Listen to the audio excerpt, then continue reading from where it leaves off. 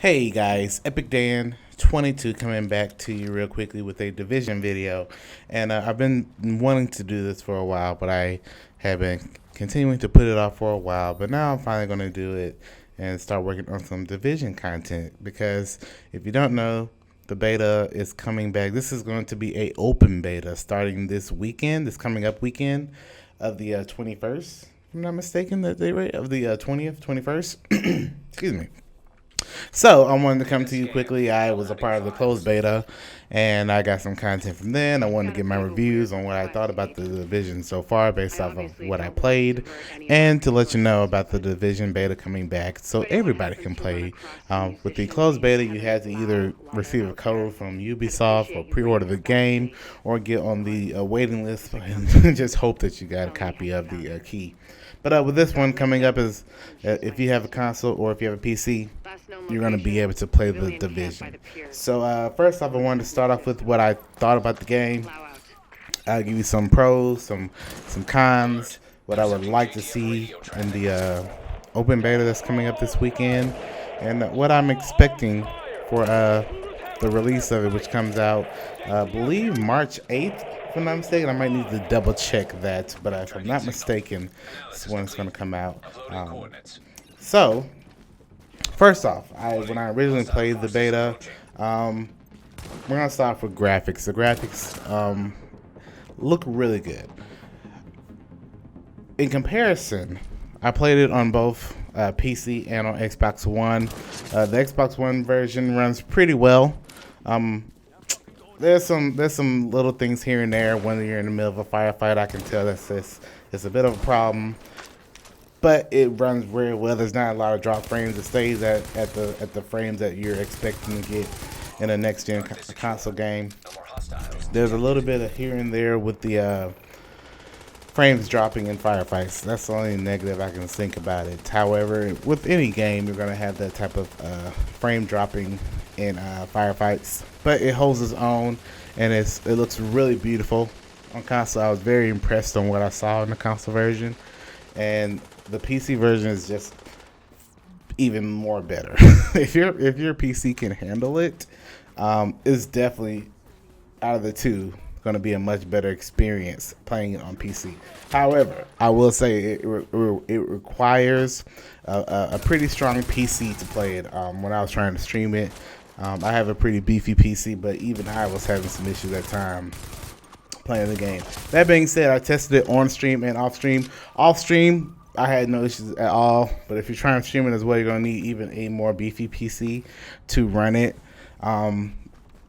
I think on PC, I was getting about 100 plus frames, getting pretty steady at around max out about 120. If Firefight dropped it down to about 75 frames. However, when I went to trying to stream it, adding on that, however, I have an i5 4690K CPU and a GTX 970 as my graphics card. When I went to return to stream it, had a little lag here and there. Really wasn't the best experience. So as of right now, based off the PC I have, I might just pick it up on Xbox One. I might pick it up on both, play it by myself on PC, stream it on Xbox One. I don't know yet. I'm really trying to decide. I might just upgrade my CPU, make sure I can stream it on PC. Maybe. I don't know. We'll see. However, the graphics on both of the consoles and PC look phenomenal. Based off of what I've seen in a beta, it's one of the better looking betas I've seen. Battlefront looked pretty good, but it had a lot of issues. And in comparison, I thought that was really, really impressive based off of what we got. We got a lot of options, as in sliders, to fix it to where you need to, at least on the PC side. There's not as many on Xbox. It's kind of what you load up with is what you get. You can change a few things here and there, but it really can't change anything. But with the PC version, you have a lot of different options to get it to where you need it. Ultra is beautiful.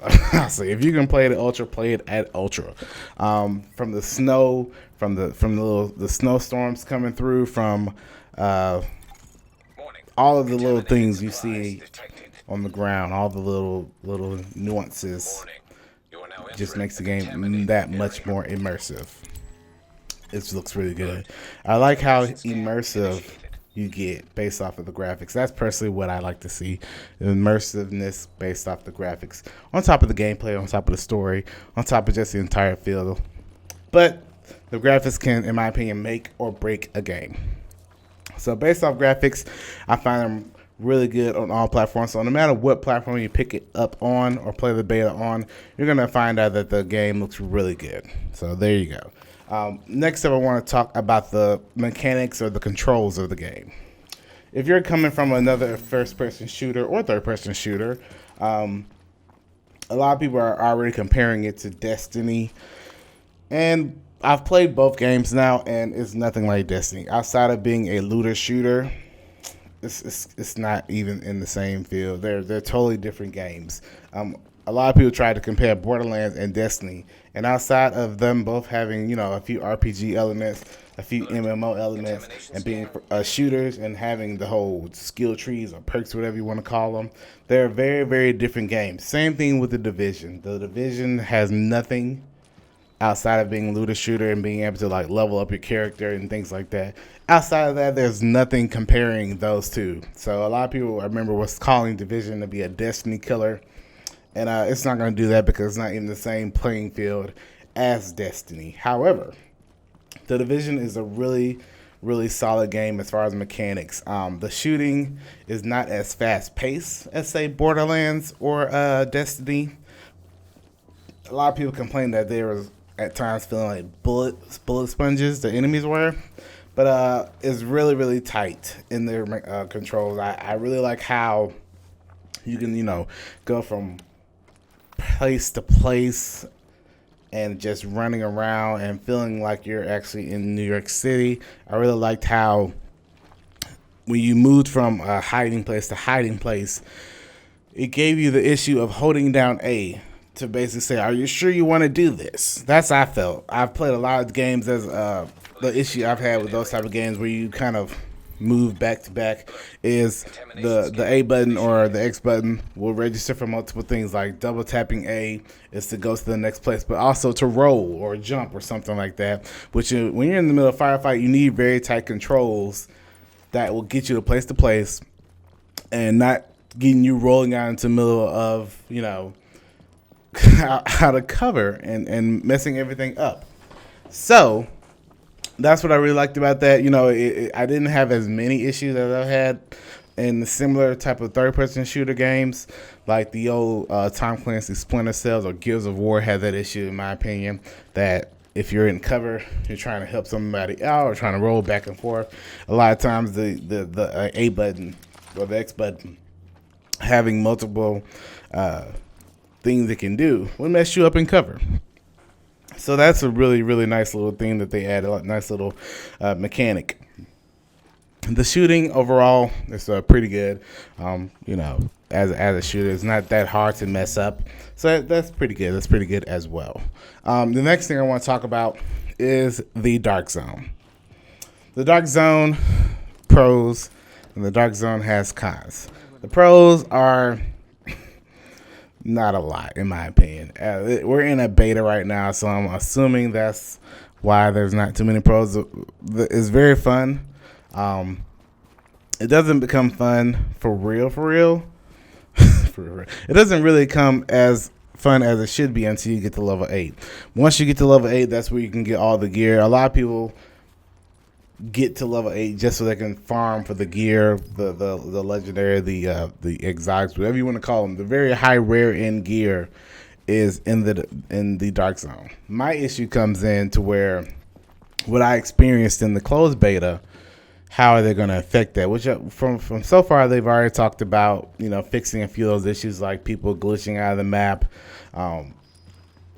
killing people and having invincibility. I've also seen people have the effect of where they had unlimited ammo, they had unlimited health, they were invincible. Things like that needs to be fixed, and I'm hoping the open beta will see those things fixed. If they aren't fixed, we'll be in a lot of trouble with this game. There's already people exploiting the game. And in the beta, I'm glad they are being exploited in the beta so they can go ahead and fix them. Because if they don't fix them, we're going to be in a lot of trouble once we get to the open game, to the launch. However, the Dark Zone has a lot of cons, as I just spoke about. But the pros are it's a very very fun to play with friends.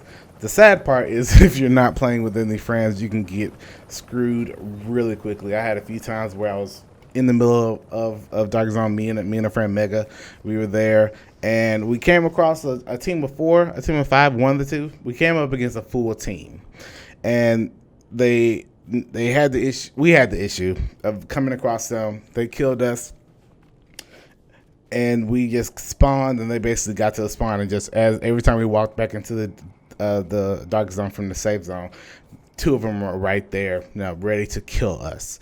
And then they got us separated, and so Mega would spawn in, I would die, Mega would spawn in, he would die, I would spawn in. So it really became very, very unfun. However, if there was a full team, if I came in with a full team, it might have been a lot more balanced. So I think they need to work a little bit more on spawns. I'm pretty sure because there was only two spawns or two or three spawns in the beta. I'm assuming with the open game, there's going to be way more places to spawn. However, there needs to be some way of fixing spawn camping. Maybe give me the ability of when I spawn in, I'm invincible for 5 seconds or for a certain amount of feet. I don't know, something to make it where you can't spawn camp regardless. Because I came across that on my end with me and Mega trying to do it, and also came across me being able to do that as well, just spawn camping somebody as he kept spawning in. So if that gets fixed, we'll have one issue down in a few months ago. The loot is actually pretty substantially, it's relevant. There's some grenade launchers. I didn't have the chance of getting to that level to actually get the high end gear, but and I came across it. And it was very powerful. And it feels like, though, if you don't have that high-end gear, and if you come across people that have the high-end gear, you're almost SOL. You just can't come across them and beat them. I'm going to have a little more experience with it once I try out the open beta, get more experience on that. However, so far, I wasn't a fan of how balanced some of the weapons were. Granted, I was coming across machine guns and rocket launchers, things that were almost one shot. You just could not fight against.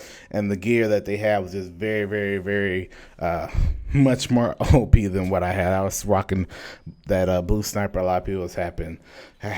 So that was very, very disheartening. But, I'm going to look more into it. Hopefully it's a little better in the open beta that's coming out. And we'll have to get more time in and see what happens. However, another thing I have an issue with is the Dark Zone feels like that's the only way you can get the in-game gear. And this becomes a problem. I feel like there needs to be in-game gear available in the single player and in the multiplayer. Because if you're playing solo, you're going to have a harder time, getting high-end gear if you're always coming across teams. And I came across teams a lot. And granted, you can link up with people, but if you link up with that person, they can turn on you at any point. They can leave your group right quick and then just go kill you. I came across that where somebody was in my group that I linked up with, and they decided just in an instance to leave my group and then decided to join another group and kill me. If that were to happen when you get some real, real good loot, that's a problem as well. I'm not exactly sure how they're going to fix that or how they're going to address that. We just have to wait and see what's going to happen. So those are a few of my thoughts. I'm really hoping the open beta is coming out this weekend is going to be even better and more refined as we get closer to the launch of this game. I would love to do a lot of content on this game. I've been holding off on doing this video, but I'm going to start working on some of the Division content. I would love to work on some Dark Zone content. I would love to work on a lot of different content on the Division, but we just have to wait and see. It's been very helpful with the lull on content in Borderlands and on Destiny right now. And hopefully the Division can fix a few of that and allow me to make some more videos on YouTube because I like making YouTube videos. So if you have any questions or concerns or any suggestions about what the Division should do on what the division needs to do, on what you hope for the division, or anything like that, just leave them in the comments. Let's try to get this video to at least 5 likes because it gives me more want to make more of the division videos if you're enjoying watching the videos. So I have a couple more I've been working on, so I might put those up as well based off of your reaction from them. So thank y'all so much for watching the video. Make sure you rate, comment, and subscribe. Get this video to 5 likes. Share it. Do whatever you got to do. And yeah. Thank you so much, guys. And I will see you next time. Take care.